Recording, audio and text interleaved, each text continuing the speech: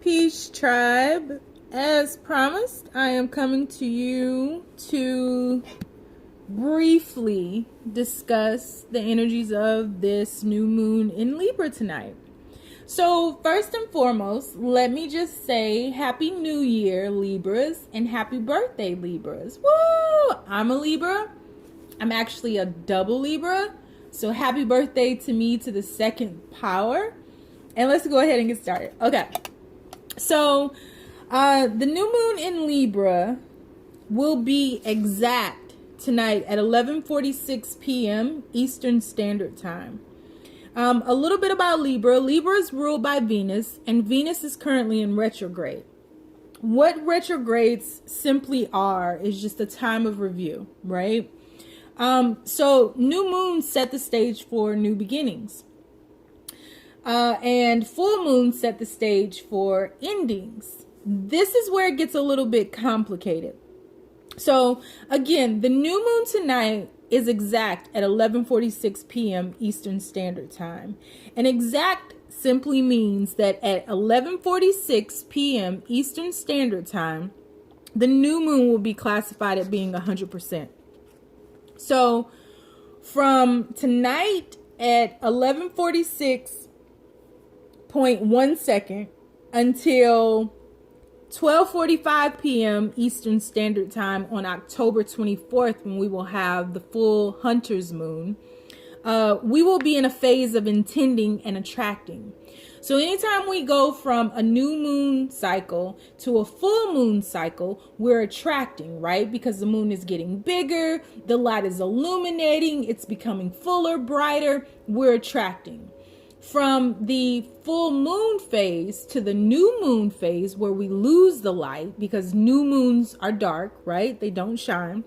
So during the full moon to the new moon phase, we release, we let go, and we make peace with. I know that's a little confusing. It was very difficult for me to wrap my head around when I first got it. But if you are at the beginning stages of creating and manifesting and really learning how to work with energies, it is always a good idea to begin working with the moon cycles. So new moon to full moon, as the moon becomes brighter, bigger, right? We're attracting, we're manifesting, we are creating. From the full moon to the new moon cycle, where the light is dimming and it's growing darker, we release, we make space, we make peace with, and we let go. That's as much as I can give you without confusing you. So a little bit about Libra. Libra is an air sign. It's an air element, so it's very free. Libra is the 7th sign of the zodiac, and the 7th house of the zodiac represents partnerships. The seventh house of the zodiac is all about whether it's business partnerships, relationships, opponents, enemies. It's just about building with others or destroying with others. And then 7 in numerology denotes the seeker, the number 7. So keywords for Libra are commitment, partnership, equality, balance, fairness. We symbolize the scales of justice. Libras have been described as very charming, hopelessly romantic, fair, sincere. They love sharing. They're compassionate. Generally beautiful people. I do know some ugly Libras. Physically ugly, like not inwardly, but like physically ugly Libras. I'm not one of them, but I'm just joking. But no, I'm not. So, but those are all of the attributes that they have when they are balanced. When we are imbalanced, it's like the wrath of motherfucking Khan up in here. Like, Libras are good at observing, and they do so quietly. And it doesn't matter how long it takes. Eventually, a Libra will come out and they will explode on you. And when they are imbalanced, all of that shit I just said is down the drain. And Libras just like unleash this whirlwind of ugliness up on you. It's just, I mean, words defy it. It can be really, really nasty. So the moral of that story is don't piss a Libra off. So I'm going to go through all 12 signs, and I'm going to tell you which house of the zodiac your sign will be triggered in. This is very general and a very broad overview. So these are just some of the energies that you are vibrating with, but you are not limited to these energies that I will tell you about. I don't know your particular charts. Everyone's chart is different. There are no two people with the same chart, not twins, not triplets, not quadruplets, not cousins, not mothers and daughters. There are no two people on this planet Earth who have the same astrology chart. It just doesn't exist. The moment that you were born, at the exact moment that you were born, that is your cosmic footprint. And the way that the stars were aligned in that particular moment tells everything about you, whether you want to believe it or not. So I can't go through and tell you exactly how this new moon will affect you, exactly how it will trigger you. I can't tell you all of that. I can only give you a broad overview of the energies that I am aware of. And then you have to go and do your own research to uncover more on that. Remember, Libra is the 7th house of the zodiac. 7 denotes seeker. The way that I learned about all of this is I researched and analyzed and dug, and I'm not even a pro at it, but I am getting better. So let's go ahead and get started. I'm going to start from the 12th house and work my way down to the 1st house. And so we'll start with the Scorpios. Now, keep in mind, these are general readings, guys. It won't resonate with everyone. But if it does resonate with you, please hit the like button below and subscribe to my channel. I will also leave the timestamps for each of the zodiacs down below as well. So let's go ahead and get started with the Scorpios. Scorpios, this new moon in Libra will trigger your 12th house. Affirmations that vibrate and begin with I dream are great for 12th house affirmations. The 12th house is the spiritual life. It is the subconscious mind. So it is vast. It can be very dark. It can be very light. It can be very enlightened, or it can be hell. It vibrates with solitude, healing, institutions, self-sabotage, transcendence. During this time, you may need time alone. You may work on releasing all the people, places, and things that no longer serve you. And the reason that you're doing this is because the next new moon that we have will be in Scorpio. So you are really ending your solar year. So you are in a process of making space. You are in the process of letting go and releasing so that you can let new intentions and new energies in so that you can celebrate those and see those through during your new year, which will be at the next new moon, which I have no idea when it is, because I don't plan to be on Earth, because I leave Earth during Scorpio season, because it's Scorpio season, and who wants to be on Earth besides Scorpios during Scorpio season? Like, seriously. Okay, so let's see what energies you are vibrating with, my dear Scorpios. Coming out with a bang, you have a material harvest here. So this is pretty awesome, because at the top up here you have the number 9. In numerology, 9 denotes endings, completions. So this really coincides with where this new moon is falling in the 12th house, because that is also or can be a house of endings and completion. So I see here that you are making space for your new intentions. You're making space for your creations. You see these creations back here? Because these haven't truly manifested yet. They're just ideas. You're giving thanks for what was and what is and what will be. You are very humble right now.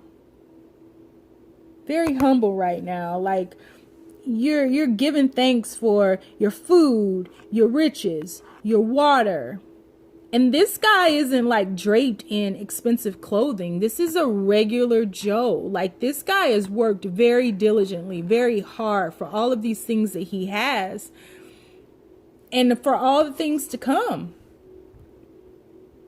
Let's see. Okay. So you have material harvest. Next card is Four of Pentacles. So in this card, just be reminded. I think this card is just reminding you. You see the moon in the background up here? Like right here. That's nice. So with the moon in the background, keep in mind that when we hoard or hold on too tightly to ideas or creations or people, places, things, whatever it may be, when we hold on too tightly, we sometimes restrict ourselves from receiving more or receiving more than what we intended, right? So we may be holding on to the idea of getting a 3-bedroom house. And then the universe is like, no, I want to give you a mansion. And you're like, no, I want the 3-bedroom house, because you're not aware of like all the things that you could be missing out on, because the energy that you have right now is restriction. You're vibrating with the energy of restriction right now. And so just keep this in mind as you are manifesting this material harvest here, that if you don't make space, if you hold on too tightly, you don't make space for all that could be. So keep that in mind as you're vibrating with these energies. And then you have the Three of Pentacles. So this guy is teaching his children, or teaching these children, about how he came to acquire this land and how he came to bear this luscious fruit in the background. He's teaching them his life's work. And I mean, like, this fruit is feeding the squirrels and him, and providing lessons. And this is really good. You're seriously on a journey of acquiring. Like, you've worked hard at, this guy is teaching his kid to how to manifest these 8 of Pentacles that he's been working so hard on. So you've really been working hard on manifesting this material harvest. You've really been working hard on just creating a legacy. Last card here is children. Again, working hard on creating a legacy. Like, you're doing all of this to leave a legacy behind for your children. You will come into this time of material harvest, and it will be bountiful. It will be huge. It will be magnificent. I mean, this guy has a lot going on in the background, in the foreground. There's a lot going on. Just keep in mind that you don't want to restrict anything. Don't hold on to your ideas too tightly that you can't allow better in. The universe's, the cosmic mind of Source is far greater than ours. And it's not limited to or bound by anything. So remember that as you're manifesting this. Make space for all that is to come.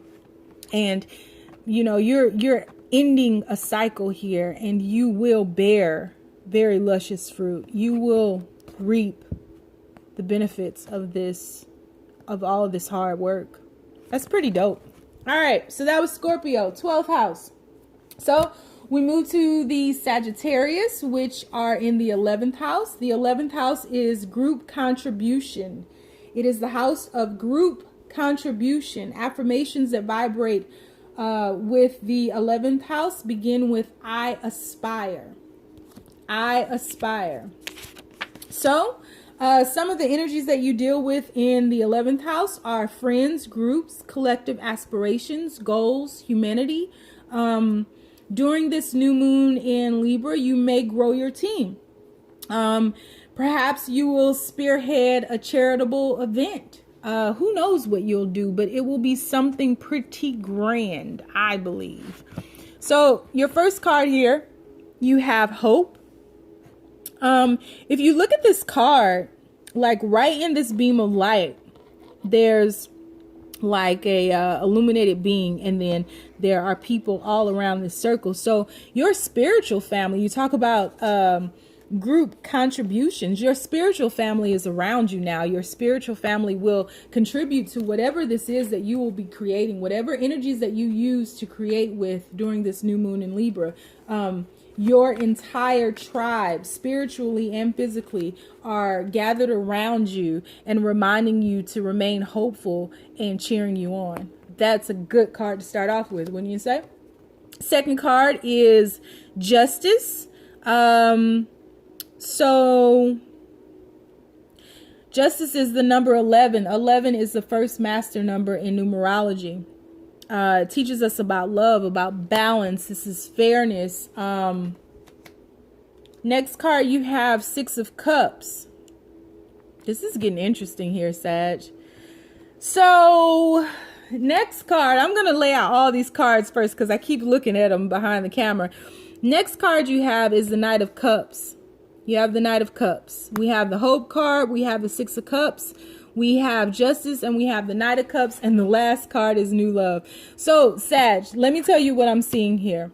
This can play out in a lot of ways. And just keep in mind, this is a general reading, so this will not resonate with everyone.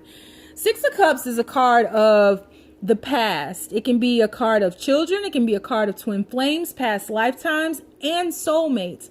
From what I see here, you have someone coming back from the past that you can build with, that you can create something with. It may be a relationship. You may be building new love. Maybe this person just got a divorce and now they're coming back to you because now they're ready. This is definitely a soulmate or a twin flame. They are not the same. They are not the same. We can have many soulmates. We can only have one twin flame. Many people think and talk a lot about being in contact with their twin flame. And usually it's a soulmate, but it could be either or. This person is truly in love with you. This could be someone from your childhood. And this doesn't have to be a love relationship. This can just be a friend from the past. But somebody is definitely coming back from the past who you have a lot of love for, and they have a lot of love for you. And they're bringing in hope to a situation maybe that you thought was dead. You guys are going to create something that, you guys could be going through some type of legal issue together, situation together. You could be balancing scales. You could be making amends. Or they could have got a divorce and you could be in love. I'm just saying.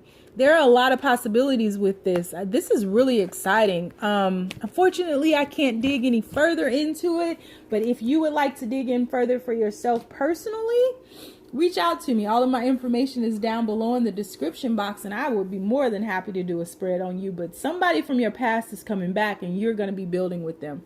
So that was Sagittarius. We are moving on to Capricorn, 10th house, Capricorn. 10th house is all about the outer world. Affirmations that begin with I achieve are great for the 10th house affirmations. In the 10th house, we deal with energies such as career, status, reputation, vocational purposes, taking power. During this new moon in Libra, perhaps you'll be formulating new goals. Maybe you will set out in a different direction. Perhaps you will create a business plan. Maybe you will think about creating or developing a new business.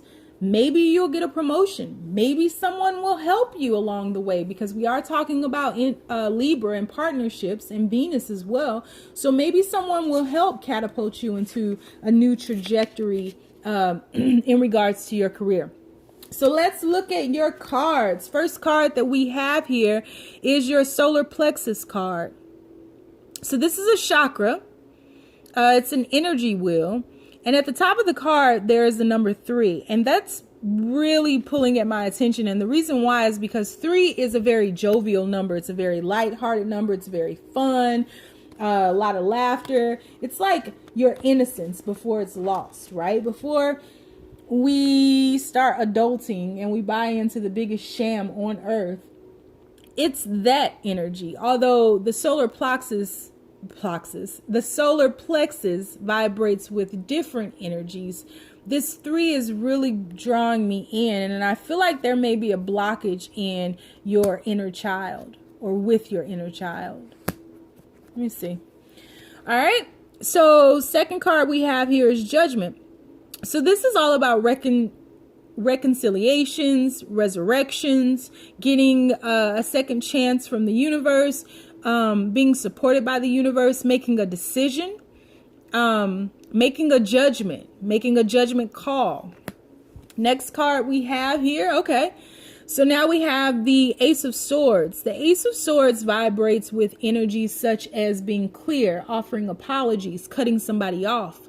This is surrounded by a bunch of fire, which to me is a very passionate message that may need to be delivered.